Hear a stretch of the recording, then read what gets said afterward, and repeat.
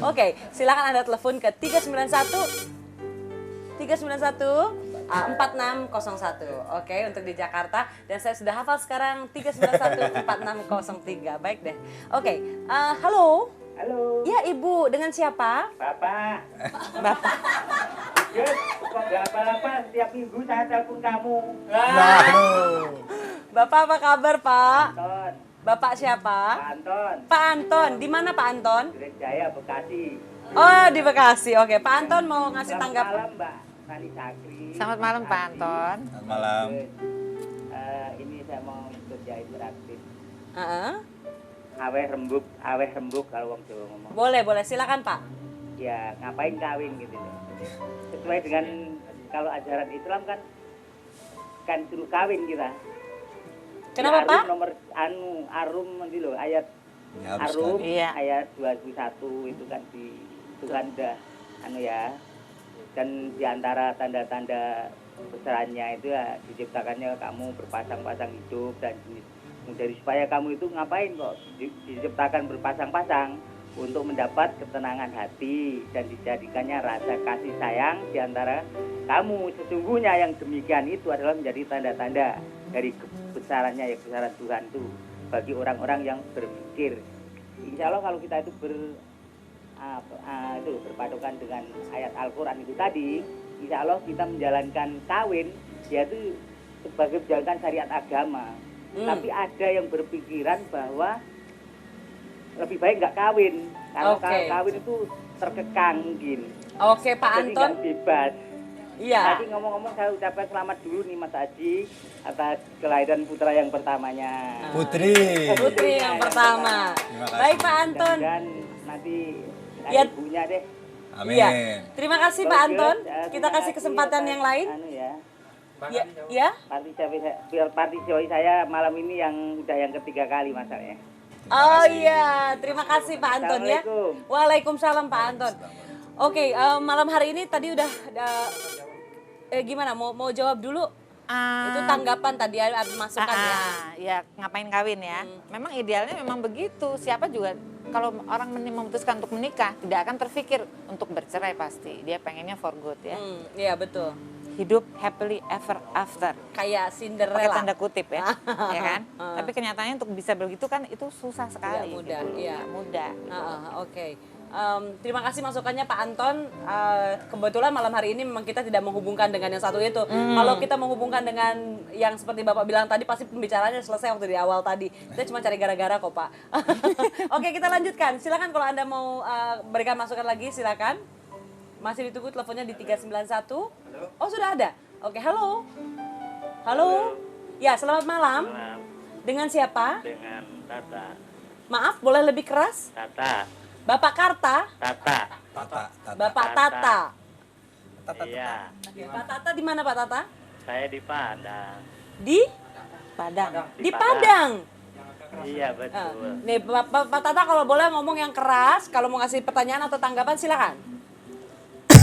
Saya mau nanya untuk ketiga-tiganya ya. Tiga-tiganya kok saya jadi ikut. Bagaimana sih bagi Anda sebuah perkawinan itu? Begitu untuk Kaget, Oh, untuk oke. Aji dan Mbak Nani. Mbak Nani. Baik. Terima Bapak kasih. Pak Tata terima kasih. Silakan Iya. ini. Ya, terima kasih. Pertanyaannya adalah apa sih perkawinan buat Anda bertiga? Siapa mau duduk satu lagi sebelah Mbak Nani?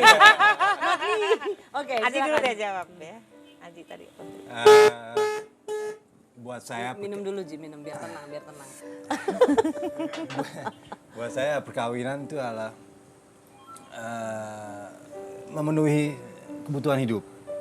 Karena hidup itu memang tidak bisa sendiri kita lalui, tapi kita butuh orang yang kita bisa ajak untuk berjalan bersama. Berdasar ke manusia tidak bisa hidup sendirian ya Nggak kalau bisa. Aji ya. Oke. Karena saya hidup sendiri dari 14 tahun. Jadi saya menikah waktu umur 31. Sudah cukup lama hidup sendiri ya. Udah cukup terlalu lama hidup sendiri ya. Aji Baik. bilang nggak bisa hidup sendiri ya. Pada kenyataannya kita bisa kan ya guys ya. Bisa. Saya masih sendiri, udah mau 30 juga Tidur loh. sendiri, Tidur makan sendiri, sendiri. makan sendiri. Kalau Mbak Nani gimana Mbak? Ya sebetulnya memang idealnya memang kita punya pasangan ya, tapi pada kenyataannya kan tidak mudah. Jadi saya pikir segala sesuatu harus dikembalikan kepada diri kita sendiri. Seberapa besar kesiapan kita untuk mempunyai pasangan. Jadi kalau semuanya kita gagal, introspeksinya tuh ke dalam. Jangan nyalain dia aja gitu loh. Arti perkawinan sendiri buat Mbak jadi jatuhnya kemana nih? Idealnya memang punya pasangan ya. Kita bisa ada teman untuk berbagi. Tapi kalau kita pikir-pikir juga ya, kita datang ke dunia sendiri ya, terpulangnya juga sendiri. Dan tidak ada pesta yang tidak berakhir. Jadi pasti kalau nggak dia duluan, pasti kita juga duluan. Kita juga suka lupa tuh mikirin yang satu itu. Ya kan? Jadi pada hakikatnya kita tuh lahir sendiri, pulang sendiri. Jadi sebetulnya kalau memang harus sendiri juga sebetulnya bisa loh. Bisa kan seharusnya, ya kan? Memang sih agak timpang. Jadi guys, kamu sebenarnya maunya apa sih? Curang, dia emang dari tadi mau ngecengin Uwin Kayak dari awal. dengerinnya tuh sampai rambutnya diputer-puter gitu. Aduh bener Gue nggak ngapain sih? ya sekarang ya? Apa gue merit besok ya? Kalau membicarakan soal pernikahan, ujung-ujungnya cerai, kayaknya nggak. Pasti setiap pasangan tidak berharap untuk bercerai di akhir perkawinan mereka atau di tengah-tengah perkawinan mereka. Tapi kalaupun sampai akhirnya bercerai, ya apa boleh buat. Dan tamu saya yang satu ini orang yang ngerasa cukup tenang-tenang aja tuh setelah bercerai. Bukan gosip loh, tapi kita pengen ngobrol-ngobrol sama ibu yang satu ini. Siapa lagi kalau bukan Monica Umardi. Kita kasih tepuk tangan buat Monica. Apa? Kenapa baju hitam-hitam? Siapa Sedih. Bukan cuma takut sekarang, sedih. Enggak, gue gak pernah sedih guys. Gue tahu banget, mukanya abis pokoknya Gembira dia happy. selalu gue. Gembira selalu. Oh gue belum tahu gak sih, gue belum married nih jadi gue gak tahu ya. Waktu lo mau married tuh harapan lo terhadap perkawinan tuh apa sih sebenarnya? Banyak, sumpah. Ya ketawa sih. Oh dia optimis banget, oke apa? Happy ending yang pasti. Terus punya someone yang akan mencintai gue seumur hidup gue, memperhatikan gue, menyayangi gue. Ya gimana sih sharing gitu kan ya. Ternyata beberapa tahun aja gitu, iya habis itu kelar. Tapi kan terus lo nyoba lagi kan? Yang kedua dengan harapan yang sama Itu big juga. mistake kalau yang itu. Itu kenapa lo bisa bilang big mistake? Ya udah lah gak usah dibahas, pokoknya itu big mistake. Nggak sempat berharap, akhirnya udah gagal duluan. Jadi nggak usah dibahas kalau yang kedua itu. Ini ada dua nih, yang satu berharap penuh dulu, yang kedua nggak sempat berharap. Oke loh, jadi dua-duanya udah pernah dicoba. Tapi sekarang lo ngerasain setelah akhirnya nggak jadi ya, akhirnya lo bercerai, rasanya gimana? Lo ngerasa lebih enak sendirian atau menikah waktu itu lebih baik buat lo?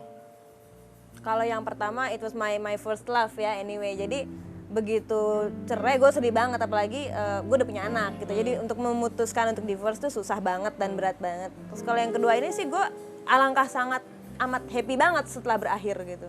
Yang ini amat sangat happy. Kalau amat sangat happy berarti kan ada yang ngedukung lo dong, lo jadi happy. Banyak. Boleh Gua nggak punya gue tahu banyak siapa teman. aja ngedukung lo? Kayaknya mukanya dia belakangannya berbinar-binar, tapi gue nggak ngegosip lo. Soalnya kan kayaknya tidak mungkin kalau seseorang bisa begitu bertahan gitu loh. Pasti kan ada yang ngedukung-dukung lo. Boleh tahu nggak siapa aja yang ngedukung lo? Banyak orang tua gue, teman-teman gue. Atau ada someone new? Ada. Itu datang kebetulan hari ini ya. Dan ini Selamat pertama ya, Mas, kalinya ya. gue ngomong loh ya. Terima Sejauh kasih ini ya. belum pernah. Itu gimana prosesnya kalau proses cerai belum selesai kalau lo udah punya yang baru lagi? Nggak masalah kan, yang penting kan udah masuk ke pengadilan gitu kan. Daripada gue bete nunggunya itu nggak kelar-kelar kan. Refreshing aja dulu gitu ya. Awalnya tuh. Yang ini lo mulailah dengan harapan yang sama nih sama yang ini. Iya, semua orang punya harapan yang sama, punya doa-doa yang sama. Masa nanti terkabul atau tidaknya kan terserah Allah ya. Lo gak ada kapoknya ya? Kalau gue kapok, gue nggak jadi kayak lu ntar. Kok jadi kayak gue? Nggak kawin-kawin gue ntar. Tamu gue. Gimana nih tamu gue pada jahat sama gue semua. Gue bukan kapok. Ini belum ada aja yang berani mendekati gue. Oh, high profile. Galak kali nggak? Galak kali. Kelihatannya sih begitu. Kalau kata Mbak Rani tadi gue perfeksionis jadi agak-agak lama. Agak-agak ribet Tapi gue mau ngomong nih, kalau misalnya sekarang kan lu jadi widow ya.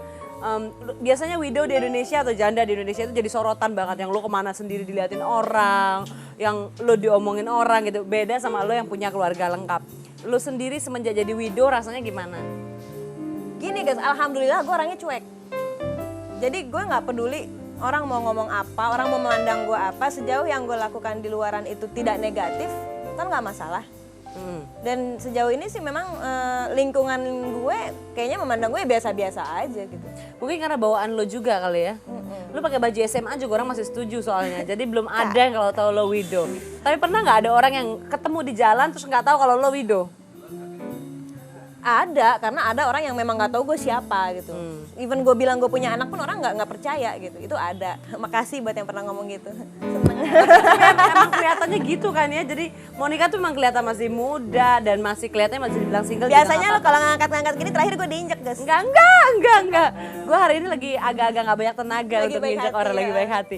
Tapi kalau Agus boleh tahu dukungan dari boyfriend yang baru nih ke lo biasanya berbentuk apa gitu dukungannya? Boleh nggak tahu?